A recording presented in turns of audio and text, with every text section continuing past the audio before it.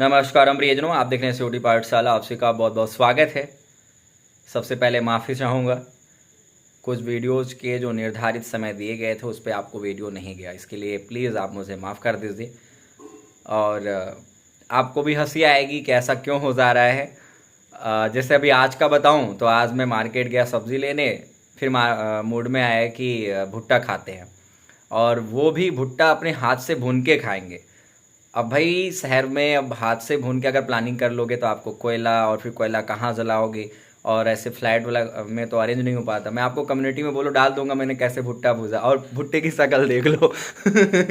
ये भुट्टा है, कैसा हो गया देख लो। भाई तो ठीक है, फिर भी अपने हाथ का है, मेहनत का है, तो मेहनत का फल मीठा होता है।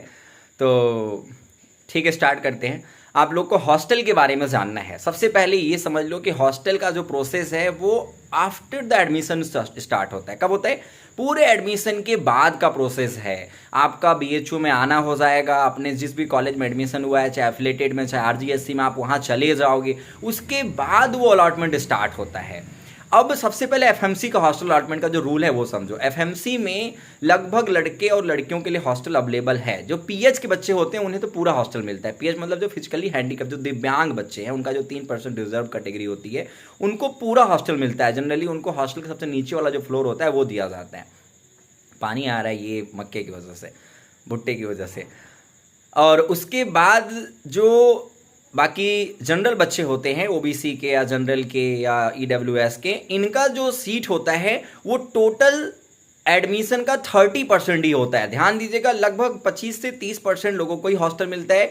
बीएचयू वैसे तो पूरे एशिया का सबसे लार्जेस्ट रेजिडेंशियल यूनिवर्सिटी है, फिर भी ये 30% लोगों को ही कुछ अपना हॉस्टल देता है। ठीक है, 30% लोगों को।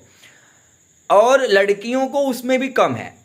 कुछ कोर्सेज में लड़कियों को ज़्यादा मिलता है, कुछ लड़कियों में कम मिलता है। मान के चलो कि पूरे बीए में इनका 30-35 सीट मैक्सिमम होगा, और कुछ कोर्सेज में 10-15 सीट इस तरीके से होता है, क्योंकि इनके पास हॉस्टल उतनी बनी नहीं है, अभी बन रहे हैं। आने वाले समय में हो सकता है कि लड़कियों को ज़्यादा हॉस्टल मिले। तो एफएमसी में जो ओवरऑल कहने का सेंस है, वो टॉपर लड़कियों को, जो फर्स्ट राउंड में अलॉटमेंट हुआ था, चाहे फर्स्ट राउंड में बच्चे और लड़के जो भी रहे हों, उनको मिलने की संभावनाएं हैं। लेकिन आप एमएमबी में अगर कोई लड़की चली जाती है तो वो एमएमबी के टॉपर, अगर टॉप रैंक में होगी तो एमएमबी में उनको मिल जाएगा। इसीलिए बहुत सारी लड़कियां क्या करती हैं, एफएमसी में पीछे रहो, इससे अच्छा है कि एमएमबी में टॉपर रहो। क्योंकि एमएमबी में तो आप एफएमसी के जो कम नंबर वाले बच्चे होते हैं, अगर वो एमएमबी में जाते हैं तो टॉपर हो जाएंगे और वहां उनको हॉस्टल मिल जाएगा। ऐसी बहुत सारी लड़कियां लॉजिकली दिमाग लगा के एमएमबी में चली जाती हैं, जिससे उन्हें हॉस्टल मिल जाए।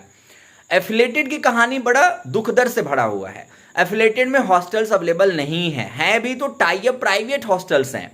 वो कहने के लिए है कि हाँ ये कॉलेज का है, लेकिन उसकी फीस भाई बहुत ज़्यादा है। जैसे कि आप अगर एफएमसी में हॉस्टल लेते हो तो यहाँ पे मुझे लग रहा है 10-15 हज़ार ऐसा कुछ है सिस्टम। ठीक है, और वो भी उसमें कुछ आपका एक्सचेंज वैल्यू चलता है, कुछ पैसे वापस भी होते हैं। जो आपके पर प्लेट की फी होती है वो 50 से 40 रुपए पर डे के हिसाब से होता है। लेकिन आप एफिलेटेड में जब जाते हो तो यहाँ पे किसी किसी, जैसे वीसीडब्ल्यू में, वहां पे तो 60 से 80 हज़ार सुनने में आता है हॉस्टल की फीस, अगर आप हॉस्टल लेते हो तो। उसी तरीके से भीकेएम में भी 50-60 हज़ार की लगभग हॉस्टल है। हाँ, ये है कि वो खाने पीने रहने का सब सुविधा देते हैं। ठीक है, 2 टाइम का भोजन, नाश्ता, सब कुछ मिलेगा, उसमें सब कुछ इंक्लूडेड होगा। बीएचयू में जो हॉस्टल मिलता है ना, उसमें आपके पास हॉस्टल की फीस जाती है, बाकी खाने का पैसा अलग से देना होता है। जिन बच्चों का एडमिशन आरजीएससी में हो जाता है उनको फुल्ली हॉस्टल अकोमोडेशन है, क्योंकि वहां पे रहने का सुविधा नहीं है। आरजीएससी पता है कहाँ है भाई? यहां से कम 50-55 किलोमीटर है, जंगल में, पूरा पहाड़ पे है। वहां तो पानी के लिए प्यूरिफिकेशन मेथड से पानी यूज किया जाता है। बहुत हार्ड प्रोसेस है वहां पे लिविंग, गर्मी में हालत खराब हो जाता है। इसीलिए वहां पे हॉस्टल का 100% अकोमोडेशन दिया गया है। जिन बच्चों का भी आरजीएससी में होगा, चाहे वो विवॉक में हो चाहे एग्रीकल्चर में हो, इन सभी बच्चों का आरजीएससी में 100% हॉस्टल मिलता है। जैसे अब डीएवी का एग्जाम्पल ले लो, तो डीएवी में हॉस्टल नहीं है।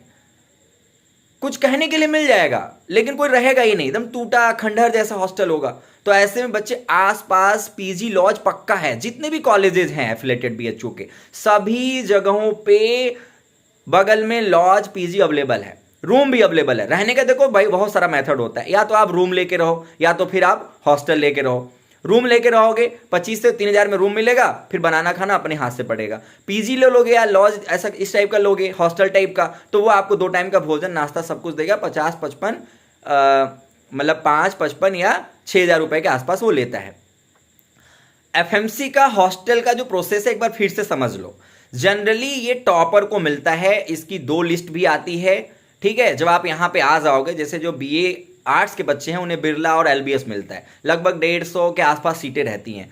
उसी तरीके से अगर आप सोशल के हो तो आपको राजा राम मिलेगा, अगर आप गर्ल्स में हो तो त्रिवेणी मिलेगा। ये कुछ हॉस्टल हैं जो कि बीएचयू में लड़कियों के लिए हैं और लड़कों के लिए हैं, ठीक है। लेकिन इनकी संख्या बहुत ज़्यादा नहीं है। जैसे मैं आपको बताया कि पूरे एडमिशन प्रोसेस के 25 से 30% लोगों को ही मिलता है, लेकिन ये आफ्टर एडमिशन का प्रोसेस है।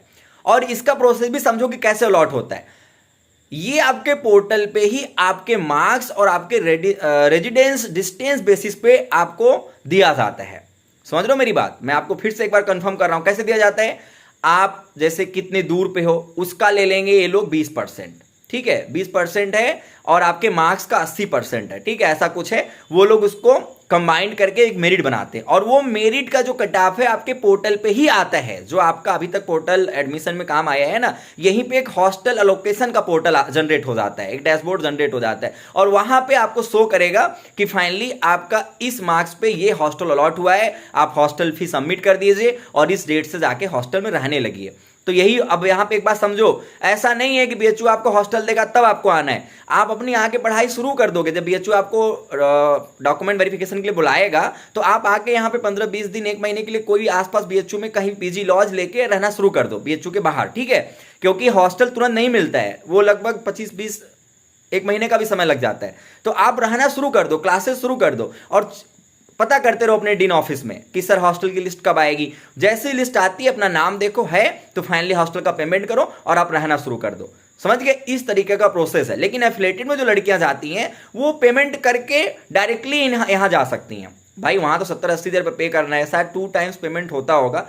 एक बार आप जब चूंकि डॉक्यूमेंट वेरिफिकेशन में तो आप कॉलेज आओगे तो ये सब कुछ आपको पता चल जाएगा। आप खुद ही पूछ लेना कि हाँ क्या प्रोसेस है, कैसे प्रोसेस है, ठीक है। उसके बाद भी हॉस्टल का अगर कोई डाउट है तो मुझे बताना, आपके कमेंट बेसिस में मैं स्मार्ट बोर्ड पे समझा दूंगा हॉस्टल का पूरा प्रोसेस, ठीक है। सो प्लीज आप सभी से रिक्वेस्ट है कि इस वीडियो में अगर आपको कोई बात नहीं समझ में आई हो तो आप मुझे कॉमेंट करो, क्योंकि अभी मैं आपको एक ओवरव्यू दिया हॉस्टल का। इसके बाद भी आपके अगर डाउट है तो आप मुझे कॉमेंट करो, ठीक है। इवन अपना मार्क्स मुझे कमेंट करो, मैं आपको इतना तो कंफर्म कर पाऊंगा कि हाँ आप कैसे कमेंट करोगे, अपना नेम, किस राउंड में आपको मिला है, कितना मार्क्स है, ठीक है। इससे अंदाजा लगा सकता हूं कि हाँ आपको मिलेगा कि नहीं।